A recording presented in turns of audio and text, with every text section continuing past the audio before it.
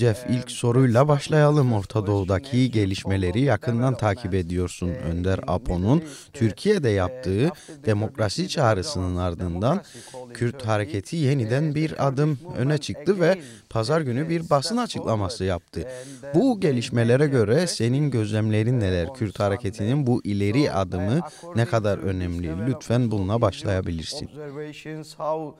Important is this step forward from the Kurdish movement? Please, you can start.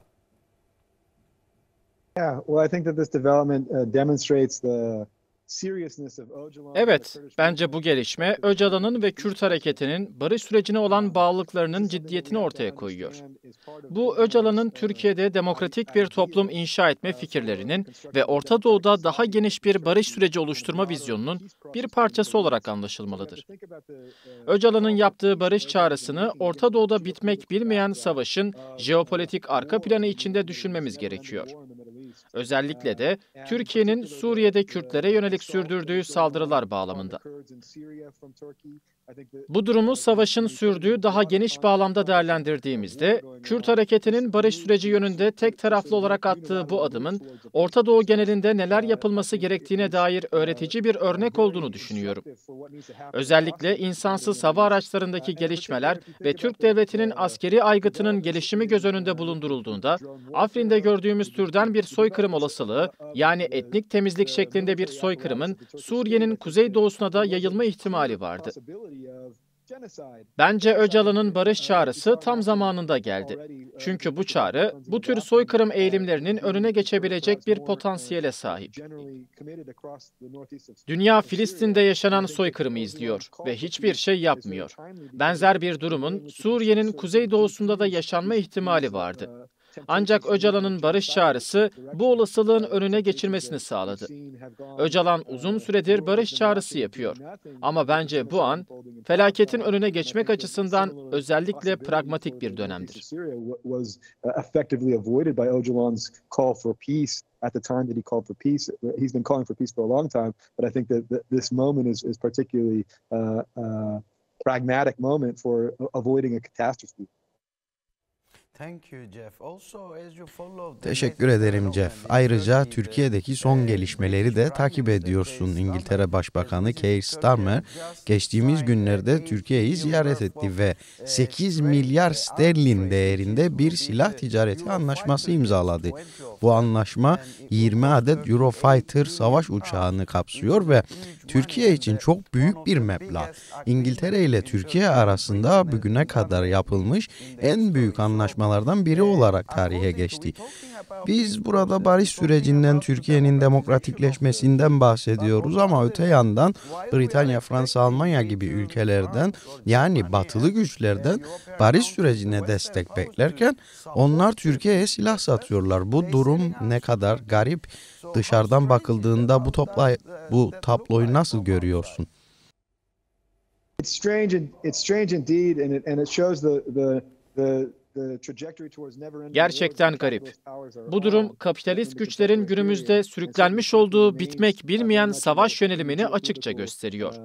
Türkiye hala jeopolitik olarak savaş yanlısı bir tutum içinde. Bence Öcalan'ın yapmak istediği şey, faşizmin rüzgarlarına karşı demokratik bir olasılığın koşullarını yaratmaya çalışmaktadır. Türkiye'deki faşizmi etkisiz hale getirmeye çalışıyor. Bunu da gerilla direnişinin varlığını bahane olarak ortadan kaldırarak yapmaya çalışıyor. Öcalan aslında demokratik bir barışın koşullarını yaratmak istiyor. Ama senin de dediğin gibi o çok güçlü aktörlerle karşı karşıya. Bu aktörler savaş istiyor. Daha fazla silahlanmak istiyor. Savaşlardan besleniyorlar. İşte çelişki burada yatıyor. Teşekkürler Profesör. Bir diğer önemli konu da Önder Apo'ya yapılan ziyaretler. Bildiğiniz üzere Önder Apo hala bazı mesajlarını iletebiliyor ancak ziyaretler şu anda son derece sınırlı. Barış sürecini geliştirebilmesi ve demokratik bir toplum inşa etmesi için çalışma yürütebilmesi nedeniyle bu durumda barış süreci devam ederken Önder Apo'nun özgürlüğü ne kadar önemli? Onun bu süreci özgürce yürütebilmesi neden bu kadar hayati önem taşıyor?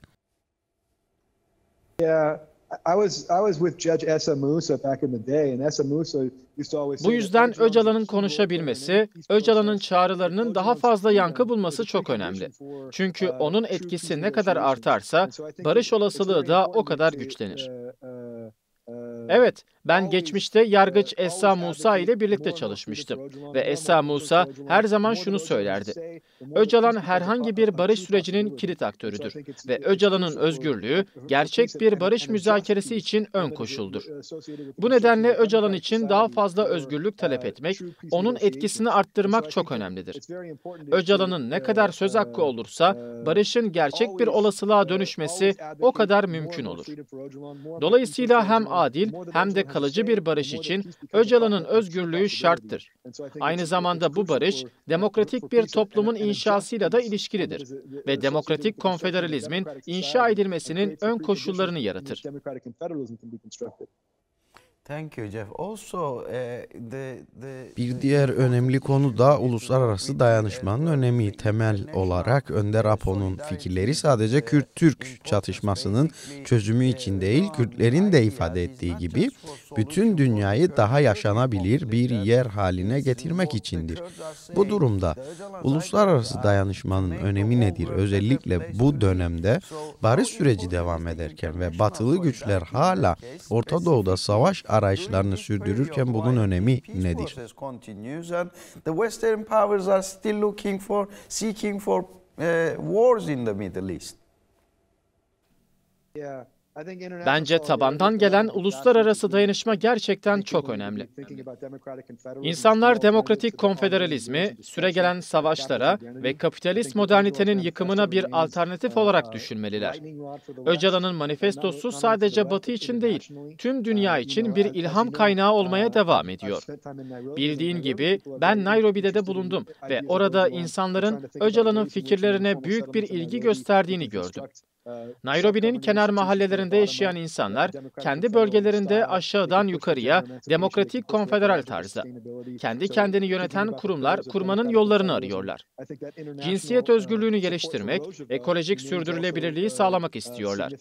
Demokratik konfederalizmin bu üç sütunu radikal demokrasi, kadın özgürlüğü, ekoloji onlar için çok anlamlı. Rojava'ya verilen uluslararası desteğin de önemli olduğunu düşünüyorum.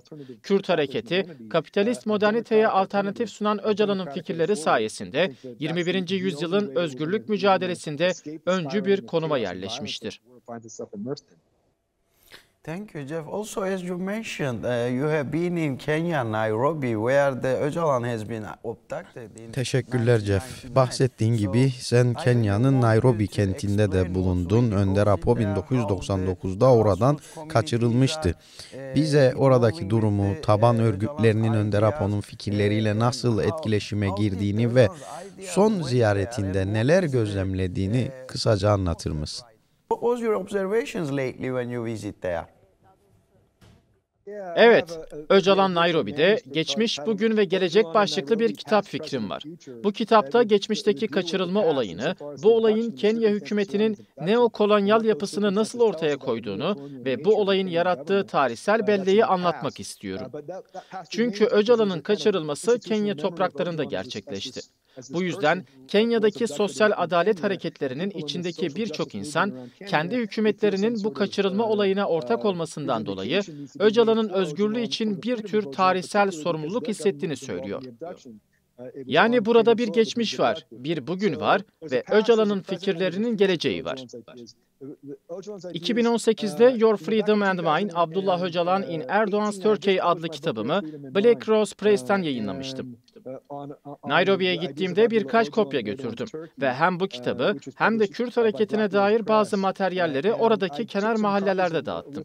Demokratik konfederalizmin ne olduğunu anlatmak için toplantılar düzenledim. İnsanlar bu fikirlere büyük bir heyecanla yaklaştı. Bize daha fazlasını anlat diyorlardı. Sakine Cansız hakkında bilgi istediler. Sakine'yi, sarayı anlat bize dediler. Radikal demokrasiyi, yani aşağıdan yukarıya halkın yönetime katıldığı demokratik sistem fikrini çok benimsediler. Kadın özgürlüğüne, ekolojik sürdürülebilirliğe, çok kültürlülüğe büyük önem verdiler. Kendi mücadelelerinde özellikle kenar mahallelerdeki toplulukların güçlenmesi ve kendi kaderini tayin etmesi mücadelesinde bu fikirlerin çok anlamlı olduğunu düşündüler. Bizim de bir kurtuluş hareketimiz vardı diyorlardı. PKK gibi bir hareketimiz vardı. Mau Mau hareketi. Ama Mau Mau dağlardan indiğinde yenildi ve özgürlüğümüzü hiç elde edemedik. Sadece bayrağımız var ama gerçek bir öz yönetimimiz yok. Bu yüzden Öcalan'ın savunduğu şey gibi bir şeye ihtiyacımız var. Demokratik konfederalizm gibi bir öz yönetim anlayışına diyorlardı. Tabii ki herkes aynı fikirde değil. Hala komünist hareketler var. Demokratik merkeziyetçilik isteyen gruplar da mevcut. Ama taban düzeyinde, yani halkın içinde demokratik konfederalizme büyük bir ilgi var. Ayrıca insanlar Öcalan'ın Nairobi'de kaçırılmış olmasından dolayı ona karşı bir tarihsel borçları olduğunu düşünüyorlar. Bu nedenle Öcalan'ın fikirlerinin Nairobi'de bir geleceği olduğunu da söyleyebilirim. Bu geleceği geçtiğimiz yılki lideri olmayan Gen Z protestolarında da gördük. O hareket parlamento binasını bile işgal etti. Neredeyse iktidar alacaklardı. Hükümet son bir yıldır çok baskıcı davransa da hareket güçlü ve kararlı biçimde devam ediyor. Öcalan'ın fikirlerinin küresel güneyde ne kadar etkili olduğunu Kürt halkının bilmesi gerektiğini düşünüyorum. Should know about this how popular Öcalan's ideas prove in the global south. That's great. Thank you so much, Jeff. Very shortly, very briefly, last question is about the 8 Teşekkür ederim Jeff. Kısaca son bir sorum daha var. 8 Kasım yaklaşırken biliyorsun Kürtler ve dostları Köln'de Önder Apo'nun özgürlüğü için büyük bir mitingde buluşacaklar. Bu protestoya destek mesajın nedir? İnsanlara çağrın ne yönde? Benim çağrım şu: herkes sokağa çıksın ve Öcalan'ın özgürlüğü lehine sesini yükseltsin. Öcalan, barış mesajı taşıyan, demokratik konfederalizmi savunan, kapitalist modernitenin yıkıcı gidişatına karşı bir alternatif sunan tarihsel bir figürdür. Bu alternatife inanan herkes, Öcalan'ın kaderine ve onun her barış süreci açısından oynadığı hayati role sahip çıkmalıdır. Öcalan özgür olmalıdır. 26 yıl yeter de artar. So we want Öcalan to be free now. 26 years is long enough.